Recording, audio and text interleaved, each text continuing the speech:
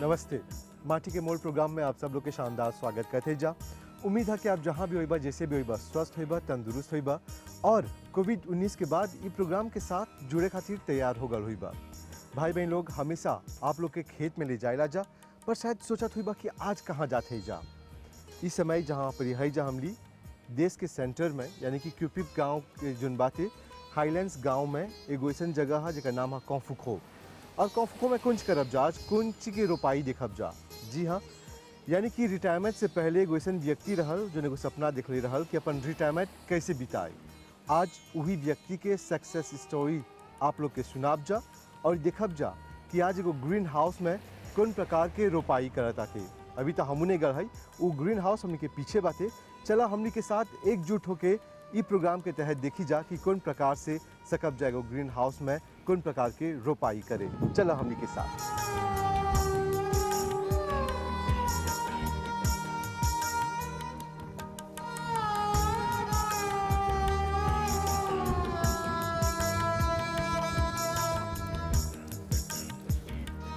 नमस्ते चचो। नमस्ते। कैसे हाल चाल? हाल चाल ठीक बा, तुम्हारा हाल चाल कैसे बा? का चला था? पानी तो बड़ी जोर देता चचो आज। का कर बा, मौसम में तो ऐसे ही बा। कैसे बा हाल चाल? हाल चाल ठीक बा, तो हाल चाल कैसे बा? का लेकिन तो जोली गल बा चचो। ऊपर के दया से हाँ, भगवान के कृपा तो बा चचो, लेकिन साथ ही साथ तो और मेहनत भी रंग ले ले बा। हईजा के लेकिन तो नेक्साओ जीनिया लगता लिसु इतना बड़ा, सिसिन के भाजी इतना बड़ा, सब चहर के भी तुरे जायको भी खूबे जोरी देखत है और को तो मिली तो जब्बर हो गल बाते। अच्छा चाचा, हमने के बोला कि कैसे कब हई लासेवा शुरू करा? अभी तो लासे नहीं बा, इधोपोनिक तो नहीं लगता हमरा। नहीं, ये उधर शुरुआत में हाल 2005 में 2005 में तकरीबन 2016 ले। तो चाचा हमने के ई बोला कि हई जोन कहानी बा प्लांटाशों के रोपाई के और जोन तोहर कहानी बाते वो कब कहाँ कैसे शुरू होला? जब हम संस्कारी में काम करते नहीं तो हम सोचते खत के बाद कुछ करब तो हम संगत लोग बतियाते रहन सा जे एग्रीकल्चर अच्छा चीज़ है और हमारे पिताजी भी एग्रीकल्चर में रहन तो उनको थी एग्जाम शुरू करनी तो हम सोचते हैं जे समाज से आगे से कुछ करे के बाद हाई डिपार्टमेंट में तो हम कौन सी करना सा हमारे जितना जमीन रहल एगो लाशे अच्छा रहल डाली के तो हम इधोपोनिक सोचते कौन से करब तो जैसे रेत ले लेनी तो हम कौन से करनी इधोपोनिक से तो करनी वो 10 बरिस ले से लगभग 10 बरिस तब नयका लोग बोलन सा तनी रेपो करेगी। तो चाचा हमने के ई बोला कि जब इधोपोनिक शुरू करला ई आसान रहल, कैसे हई शेल्टर बनाए खातिर हई जोन ढांचा बनैला हुआ कैसे कर फॉर्मेशन मिलल?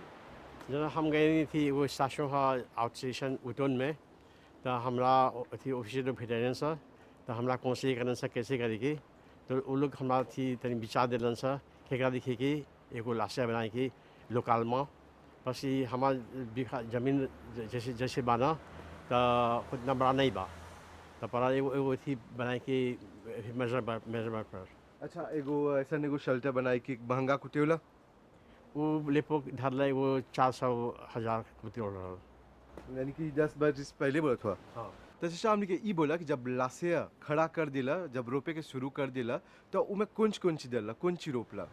हम एगो तीन थी सब्जी रोपनी टमाटर ये थी हल पावों और कोकम वेया तो ऐसे अल्टरनेट करते नहीं चाचा हमने के बोला तो फॉर्मेशन कैसे मिलल तोहरा एकर में? तो हम कहीं लागे तो वहाँ एगो कू स्वीप करनी ऑफिसर लोग कू देता सा एक हला एक समय में तो कू से बहुत ही फ़ायदा मिलल, बहुत चीज़ सीखनी ताकि पाचिक डलनी रही। अच्छा चाचा हमने के ई बोला कि जब ये सब रोप दिला, जब प्रीमियर रिकॉल्ट निकलल तो कैसे बुझाल, कैसे महसूस करला?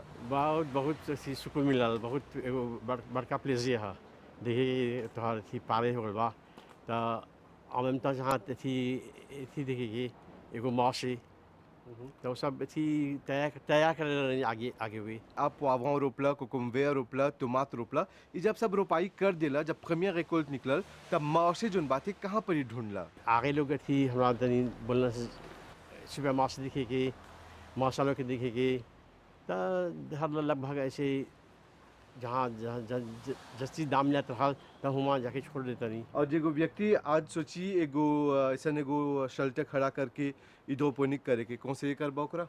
एगो माइंडसेट चाहेला खुद इंटरेस्टेड रहा तब सकबा आगे जाए।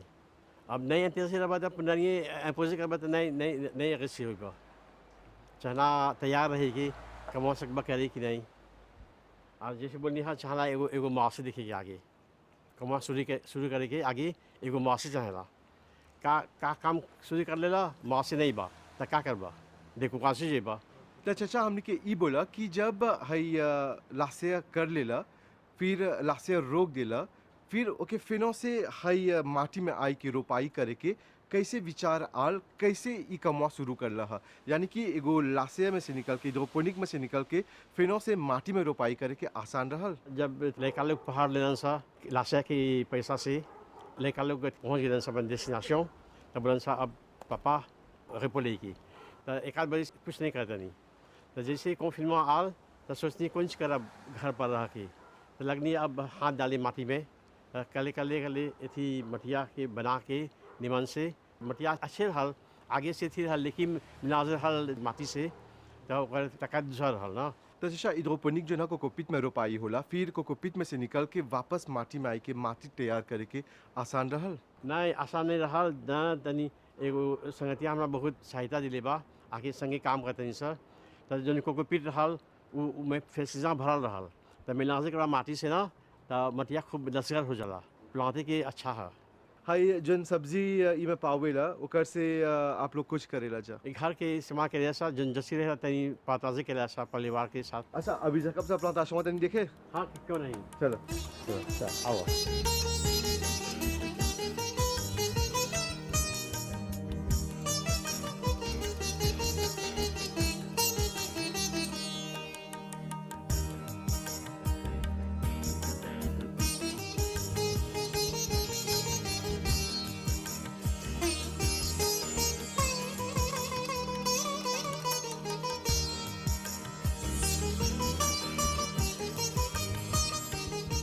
नमस्ते चाची, नमस्ते। कैसे बा हाल चाल? अच्छा तोहर बोला। देखा थे जोली जा रुको तुरंत हुआ। हाँ का दरी रोप देले हैं जारी को कॉफिन में हमने के पड़ल काम करे के तो एगो तकारी के बहुत मिजिया हुआ था हल तो है विध रहा हमने के थोड़ा दिन तो मात रहल तो नहीं कर रहा था निशा काम कर में छोड़ दे रहा निशा फाची हो गई निशा ना अब बोलम नहीं सका जलान करे हाथ के दूल्हे से तो छोड़ दे रहा निशा ही कारो तो अब जब कॉफिन में हो गल तो एको लेगिम नहीं मिले खाए के जब कीना थे सर लेगिम बहुत महंगा मिलबे नहीं करे किने के तो हमने सोचनी सा एक आध दरी कुछ रोप देव सा तो थोड़ा जागी को रोप देनी सा 10 दरी तो ही मिलेला हर सामान के खाए के की बोल जला ऑटो सफिशिएंस यानी कि अपने पैदा करा अपने खा। हाँ। अभी देखा थे जितना रोपले हुआ तो हर खातिर चाचा खातिर जस्ती बा हाँ। कुंज करला जोन रह जाला जरा जला तो थी ढेर कामागाद लोग बा ते परिवार बा वहाँ से गोतनी लोग बा पताजे का देला सा जन सकीला सा खाई जन खाईला सा यानी कि बेचेला जाना है ना इधर दुगो बा कितना बेच बा थोड़े सुन बाते ना। तो चाची तो बहुत अच्छा बात है अपने रोपा और अपने खा और जोन रोपाई करला है ओकर बाद जोन बातें जोन रह जाला बांटा फिर बांटा सिस्टम करा बदले में गोतनी कौन सी दिलन तोहरा आशीर्वाद दिलन खुशी होइलन खैलन खलाना फेंकनी नहीं ना जस्ती रहल तो पताजे कर देनी उतले गिम नहीं करेलन वो तो किनेलन ना यानी कि बांटा सिस्टम में आशीर्वाद भी मिलल। हाँ। तो देखा थे बहरा पॉम्पलेमुस के गाछी भी बा अमड़ा के गाछी भी बा खूबे जोली गाछी खूबे फरल बाते हमरा बहुत फरल रहल बहुत बांटली ओकर में तो 8 सेंट के बाते और बोला जरा कि बांटबा तो जस्ती होएला जैसी होएला कुचा डाले कैसे कुचा डाल के रख देबा ऐसे परिवार के देनी तकारी पकैनी कब्बो नहीं पकैनी है इस समय में तकारी पकैनी है मसाला में डाल के मसाला लटपट। में डाल के अहं। कुचा डालनी है सामदी के। अच्छा हमने के बोला कि जोन सब्जी बाजार में खरीदता और अभी जोन सब्जी रोपत हो तू ओकर में कौन डिफरेंस बा ओकर स्वाद में ओकर क्वालिटी में ओकर फर्टिलाइजर में ओकर पेस्टिसाइड में? जन बाजार में मिलेला तो बहुत दवाई रहेला कर में ना और ई जन घर में रोपीला जब हमनी के त दवाई नहीं डाली सा नीमक नहीं डालीला सा और हमनी के माटी बहुत गड़ा बाटे ना हमनी के लहसान बा और ये हम सबको कोपीत इधोपोनिक बनैले रही त सब ओकर को कोपीत रहल त सब ओकर में मेलाजे कर देने सन नेसेसरी नहीं बाटे उतना दवाई डाले के और उतना नीमक डाले के त उस जस्ती अच्छा बा। बहुत बहुत धन्यवाद चाची, bon courage, चला काम करते जानबे करेला जा कि अभी जन उम्र में आ रही जा खून चलते रहे के तो चला अपन कार्य करा और हम जाए चाचा से भेंट करे और तोरा तोहर जारदा विजिट करे। अच्छा आपको भी बहुत होगा।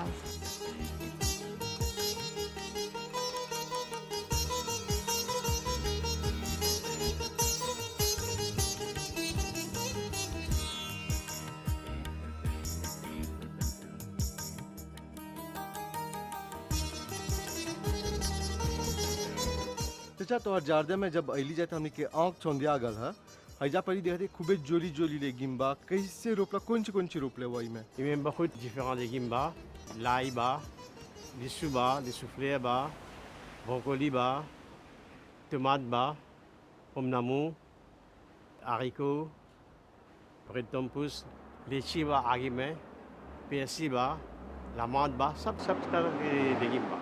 चाचा देखा था हैजा परी एगो जारिकोतान बा खूबे जोली बा प्लाट बाते ओकर रंग सब सुंदर बा और कोतुमिली भी देखा थी खूबे हरियर बड़ा एकर बीज अलग है कहाँ से ये बीज खरीदेला haricot पाल एगो संगतिया हमार दिल रहल काम करत रहल लारी में त एक आदमी बिया दिल रहल त हम सेमांस कर देनी त गाँव से मिलल। कोतुमिली तो खूबे जबर हो गल बाते कोतुमिलिया में कौन सी डालेला और ओकर रंग का ऐसा हरियर बा और का इतना बड़ा बा गांछिया कोतुमिली कुछ स्पेशल नहीं बा, खाली थी फीमिया बा और थी पानी और माटी में देखी में रहल मिलाजे गलबा कोकोपीट के थ्रेसिजन सब वही में बा। तो कैसे एक इरिगे करला कैसे आगोजे करेला आरोजे होला एगो थी स्प्रिंकलर बा और एगो थी बा माइक्रो स्प्रिंकलर भी बा कबो लांच से आरोजे करेला हाथ से।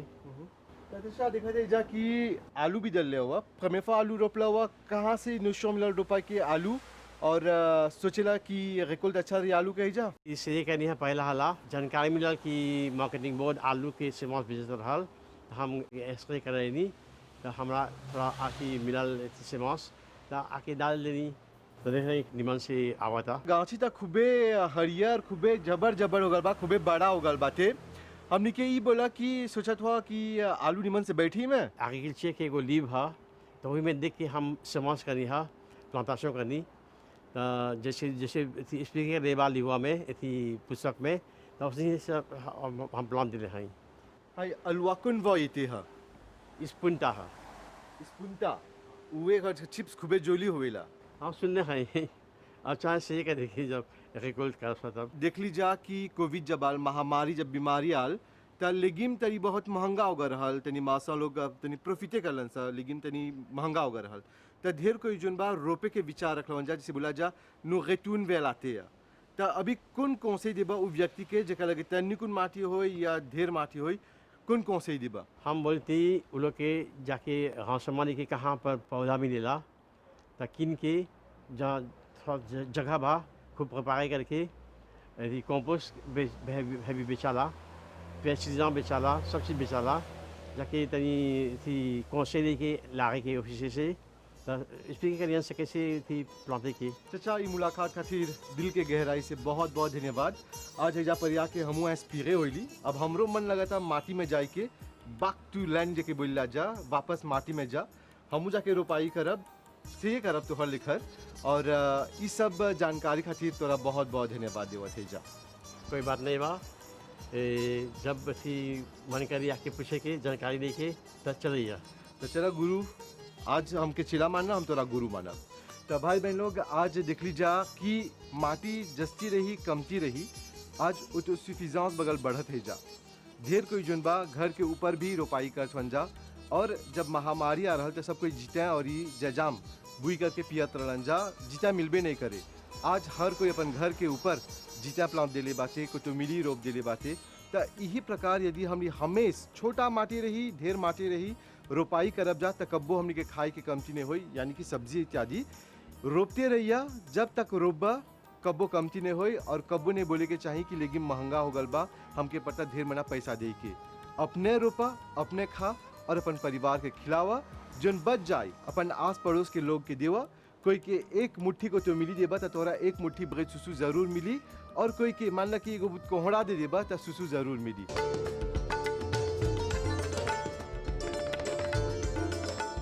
भाई बहन लोग देखा तो कार्यक्रम माटी के मोल, और ये आज इस जानत हो जा हम लियाल है जा कॉन्फुखो में जो हाईलैंड्स के एकदम करीब है। और हाईलैंड्स जिके बोला जा यानी कि ऊंचाई में पानी बरसेला, हवा मारेला, ठंडा करेला और कबो कबो घमो करेला। और जिस जानिला जा कि ऐसन मौसम में घाम पानी में खेती हर भाई लोग काम करे के तनी हिचकिचयन जा, काहे के भी लिवेर बा ठंडा करत आते और ऊपर से पानी बरसत आते। त खेती हर भाई बहन लोग बोली आज हम खेत में नहीं जाब। त हाई शेल्टर के जो लावाताज ई है कि सब घाम पानी ठंडा हवा में भी काम करे। और एकर जो नास्पे टेक्निक है जानब जा फागे के जो ऑफिसर हवन श्री नन किशोर प्रताप जी से। भाई प्रताप जी नमस्ते। नमस्ते जी। हमने के बोला कि आज जहाँ पर है जा और जो रोपाई हुआ ताते कौन ओकर लावाताज है। जैसे भाई धर्म बोलन कहाँ है जा कांफोको में, तो कांफोको में जाइली जा हो जा कौन चीज़ दिखाई दे। हमने सोचते हैं आंगन में जाते जा, पर हो जा देख ली जा पापलेमूस और अमरा के गाछी। तब बाद में कौन चीज़ देते थे, सूरन रोपा गल बा आगे में, और रोपा गल बा जजाम रोपा गल बा और करी के पत्ता। तब बाद में हम आंगन में गईली सा, तब कौन चीज़ लौकता है, वो ग्रीन हाउस कैसे बोलन हाइड्रोपोनिक्स आगे होता। इतना मौसा परदुमान बोल दिलन ओकर खिस्सा 15 साल आगे शुरू हो रहा। तो अभी कौन स्थिति चल बा ये अच्छा बा जाने के। हमनी के गुजरली जा हो कोफिनमा, लगभग 3 महीना कोफिनमा रहल। तब सब कोई जब उठल तब कौन चीज़ देखलन जा आंगन में देखा तो जा हाँ दुआरी बा पर माटी बा। तब समस्या चलाल तो सब कोई बोलन जा स्टे होम, बाहर नहीं जा। तो बाहर नहीं गईलन जा तो कौन जो सब्जी नहीं मिले लगा। तब ये लोग बोलन जा है जा माटी हाइड्रोपोनिक्स इतना पड़ल बा, काहे नहीं हमने कुछ ना कुछ रोपाई करेला जा। तो ऐसे शुरुआत बोलन फागे से हाइड्रोपोनिक बनाए खातिर हौजा से सहायता मिलल। अभी भी कोफिनमा में हमने तैनात रही जा फागे के अफसर फ़ोन करलन बोलन आलू के बीज छैला।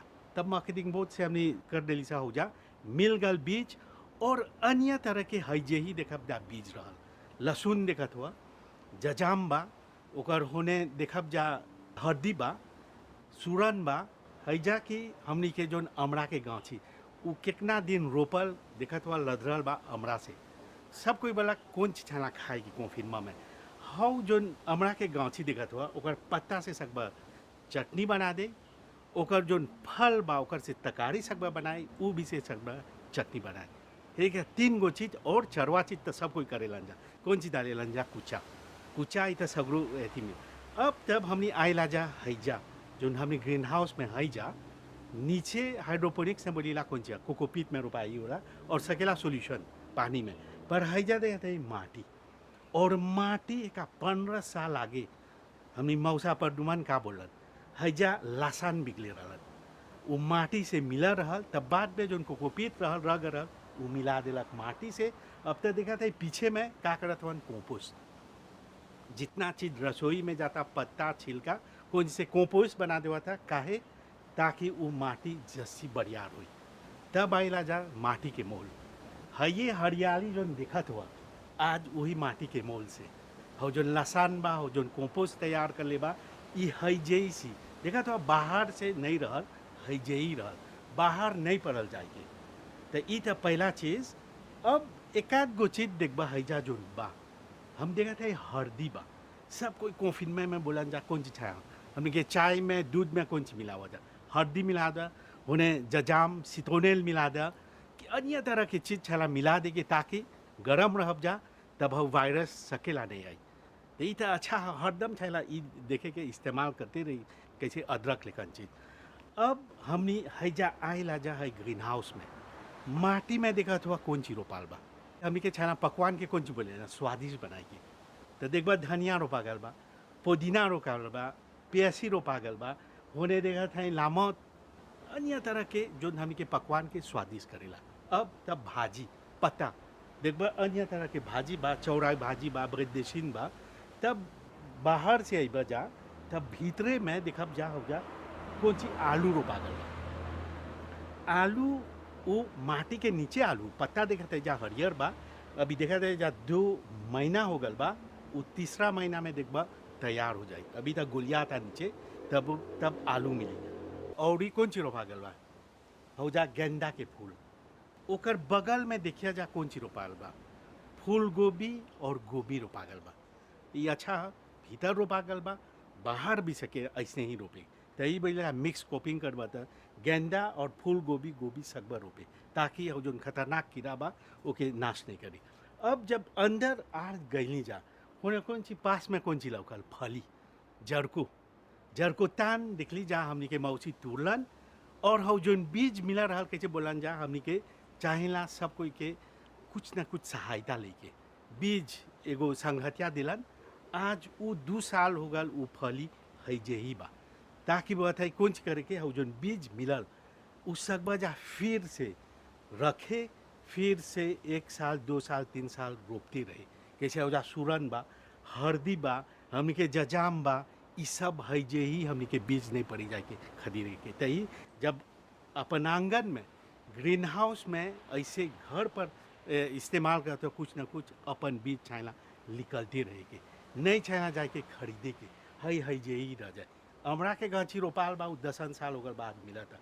पॉम्पलेमूस रोपा गल बा वो आज मिलते जाए 10 15 20 साल मिलते जाए। तो ऐसे ही हमने के छाया सोचे के कम खर्चा करा जा, जोन चीज़ हैजा रही बीज हो जे इस्तेमाल करा जा, और कौन चीज़ खाए सकबा जा अपन रसोई में खाए। और दूसरा चीज़ जो मौसा और मौसी बोला छना बांटे के, पड़ोसी से बटलन जा, उ लोग के जो कितना हमनी के कैसे बोले परिवार लोग के बांटत हवन जा। तो ई और बोलत हवन जा हैजा के जो चीज़ पैदा होल बा लोग बोलत हवन जा उतना लोग नमक नहीं डालेलन जा, पेस्टिसाइड नहीं डालेलन जा। सकब जब बाद में बोले बियो हो जाए, बियो माने कि कुछ रासायनिक पदार्थ नहीं इस्तेमाल है। तो यही हमें आंगन में अपन खेती करबा, छत पर खेती करबा, कम रासायनिक पदार्थ है ना इस्तेमाल करेंगे, क्योंकि हमें के स्वास्थ्य के हैजा की स्वास्थ्य पर देखबा जा हो जो हरदी बा भी देखब जा हो दूध से सवेरे मिला के लोग पिए लन जा। हैजे ही जोन बा शाम के का करेलन जा, जब चाय हो जाला तब ऊ में कौन सी मिलावेलन जा हैजे ही के अदरक। तो ये सब हमने के जब देखब जा हमने के सेहत हरदम छना याद करे के, क्योंकि एक बीमारी चलाल कोविड-19 चलाल नहीं जानब जा अभी तक कैसे भाई धर्म बोलन कैसन है जा थी मौसम बा ठंड मौसम हमने के सकेला सर्दिया जब सर्दिया जाए तो कौन चीज छला गरम करे के। तो यही जोन जोन है जा बा सकब जा उबाल के उमें मिला के सकब जा पी। तो यही जैसे हमनी के मौसा अलन हमनी के फ़ोन करलन, हमनी मिलैली जा फागे के अवसर से फ़ोन करलन, हो जा बीज मिलैली जा पौधा वो भी इंटरनेट पर जाए, पर हमनी के है जा फागे में हरदम कुछ ना कुछ करीला जा ताकि वो लोग के सहायता दे। कैसे जानकारी मिलेला हमनी के आंगन में रोबत है, हमनी के एगो छोटा बुकलेट बा पुस्तक है प्रोड्यूसों से केलू कोसों उस अखबा आए हमनी के दफ्तर खरीदे। और एगो दूसर बा जो हमनी के खेतिहर लोग इस्तेमाल सकियन जा करे, एगो गीत बा ले गीत आगे कोल वो हाल ही में पारित होल बा सकबा जा आए हमनी के जहाँ जहाँ दफ्तर है भर मॉरिशस में सकबे आज खरीदे। और हमनी तो MBC का जोड़ल नहीं जा है जो प्रोग्राम देखा था वजह सब कोई लोग देखबा जा ये देखा कितना हरियाली, इस सब जितना रोपाल बा रसोई में जाला और कैसे बोला उतना रासायनिक पदार्थ नहीं जाला। तो हमने के चाहिए सब लाभ उठावे के जितना छोटा मोटा जगह है तो हर आंगन में सकेला रोपाई करे। देखा तो भीतर में कुछ रोपा गल बा, बाहर में देखा जाए अयापाना रोपाल बा, बोंजी पेरू रोपा गल बा, होने देखली कच्चू रोपा गल बा। अब आज देखली कौन चीज सहायता मिल गल कैसे बोली नहीं बोल जा कोई ना कोई कौन से आन दिलन, एगो सितोनेल के गाँचे आन दिलन और होने घुमा है रोप देवत हन जा वो बाद में कामयाब। यही हमनी संगे जोड़ल रहे जा MBC से जोड़ रहे और फागे से जोड़ रहे ताकि हमनी सकब जा और आगे जाए और घर में कुछ न कुछ सकेला रोपाई करे। तो भाई बहन लोग आज वो गीत याद चलाल मेरे देश के धरती सोना उगले उगले हीरा मोती। कोविड के बाद जानते जाकि काफ़ी मुश्किल रहल, सब्जी तनी कमती हो गल रहल और ढेर कोई जीते जजाम उबाल के पियत रहन जा जमे से उ जोन पिलुआ बा मर जाए। और आज देखत है जा कि जीता जब कमती हो गल तो ढेर कोई घर के ऊपर भी जीता रोप दिले बा, कुटुमिली रोप दिले बा, हमू रोपले है और माटी के मोल बहुत है। माटी में एगो बिया डलबा तो उ सोना उगलेला और उ जब सब्जी चलाई तोहर लगे कोई के एक मुट्ठी कोतमीली दे देबा उ तोहरा एक मुट्ठी बगैर सुसु दे दे तो बहुत बड़ा बात है। कोहड़ा दे देबा तू उ सुसु दे दे। और आजकल देखत है जा कि हर घर में आगे पीछे जहाँ पर माटी बा रोपाई करत है जा ऑटोसफिशिएंस खातिर और ऑटोसफिशिएंस चाहेला यानी कि अपने खाई के पैदा कर अपने खा जमे से जेब जोन बा खाली नहीं हुई। और जब महामारी इत्यादि जब आई कर्फ्यू चलाई तब पैसा जोन बा सब बचत करे अपने पैदा कर अपने खा आस पड़ोस में बांटा यही है हमनी के संदेश। एक साथ आप सबके बहुत बहुत धन्यवाद। आवत सप्ताह फिर मिलब जा माटी के मोल के साथ, तब तक खातिर पूरी टीम के आज्ञा दा। शुभ रात्रि, नमस्ते।